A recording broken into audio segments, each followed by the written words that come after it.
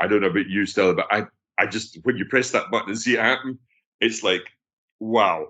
I am, every time I press that button that says, here are 3 questions to fill in, and then press the button to say generate the behavioral requirements for this training. Yeah.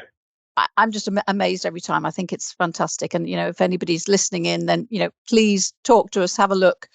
We're happy to show you. There's a video on our website that shows you how it's working. And it looks like magic. It does. But we know it's not magic, it's maths and science.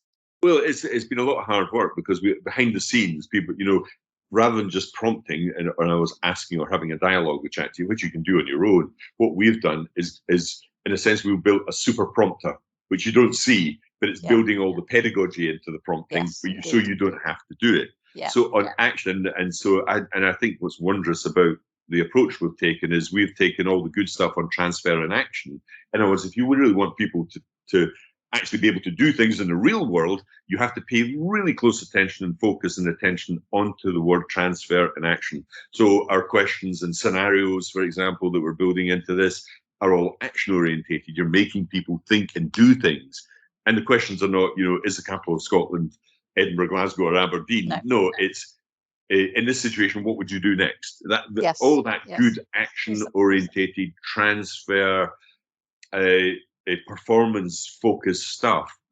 I think that's what makes all this unique. So this is why I think learning professionals have such a big role to play in all this, because we know this stuff. We know what works. And unfortunately, I think we've had too much emphasis on theoretical courses. When you said there's a lot of that stuff out there, but it's far too theoretical, really. Yeah. But we now have a chance of making it both quick, super cheap, super easy to implement and produce, personalized, all that sort of stuff, at the click of a button. You were literally doing stuff in minutes, not months. Yeah. And I can say that with some authority, because I ran one of the biggest companies in the field making this content. I know how long it took and how expensive it was. There is absolutely no excuse now for charging people £25,000 an hour for e-learning, because all those learning designers, believe me, behind the scenes are using these tools. So I think, but that's not the point. As you say, that's not the point. More course production. The point is not just to make things faster, make them better. Yes, it's to actually do all the things that people currently say, but we haven't got time to support people to learn in the flow of work. We haven't got time to support people to transfer their learning into the workplace and practice their new skills. But if the time that was being used for course creation can now be used to actually support people, and you can use the AI to do that as well.